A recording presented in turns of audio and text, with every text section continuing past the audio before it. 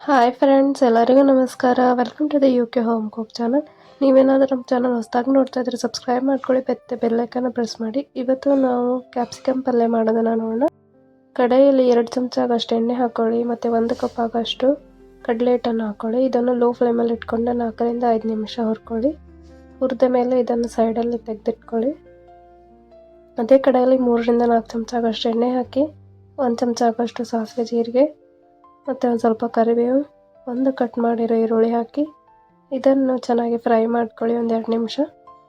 3 ರಿಂದ 4 ಕಟ್ ಮಾಡಿರೋ ಕ್ಯಾಪ್ಸಿಕಮ್ ಹಾಕಿ 1 ಚಮಚ ಆಗಷ್ಟು ಅಚ್ಕಾರದ ಪುಡಿ, ಅರ್ಧ ಚಮಚ ಅರಿಶಿನ, ಒಂದು ಸ್ವಲ್ಪ ಕೊರಿಯಾಂಡರ್ ಪೌಡರ್, ಒಂದು ಸ್ವಲ್ಪ ಗರಂ ಮಸಾಲ, ರುಚಿಗೆ ತಕ್ಕಷ್ಟು ಉಪ್ಪು ಹಾಕಿ ಚೆನ್ನಾಗಿ ಮಿಕ್ಸ್ ಮಾಡ್ಕೊಳ್ಳಿ.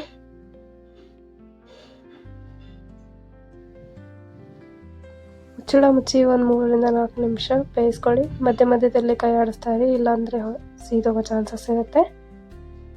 ಒಂದು ಸಲ ಕ್ಯಾಪ್ಸಿಕಮ್ ಸಾಫ್ಟ್ ಆದ ಮೇಲೆ ನಾವು ರೋಸ್ಟ್ ಮಾಡಿಟ್ಕೊಂಡಿರೋ ಕಡಲೆ ಹಿಟ್ಟನ್ನು ಹಾಕಿ ಚೆನ್ನಾಗಿ ಮಿಕ್ಸ್ ಮಾಡಿ. ಈ ಥರ ಪಲ್ಯ ತುಂಬಾ ಟೇಸ್ಟಿಯಾಗಿರುತ್ತೆ. ಕ್ಯಾಪ್ಸಿಕಮ್ ಪಲ್ಯ ನೀವು ಈ ಥರ ಒಂದು ಸಲ ಮಾಡಿ ನೋಡಿ. ಚಪಾತಿ ಜೊತೆ ತಿನ್ನೋದು ತುಂಬಾ ಟೇಸ್ಟಿಯಾಗಿರುತ್ತೆ. ಒಂದು ಸ್ವಲ್ಪ ಕೊತ್ತಂಬರಿ ಹಾಕಿ ಸ್ವಲ್ಪ ನೀರನ್ನು ಚಿಟಿಸಿ,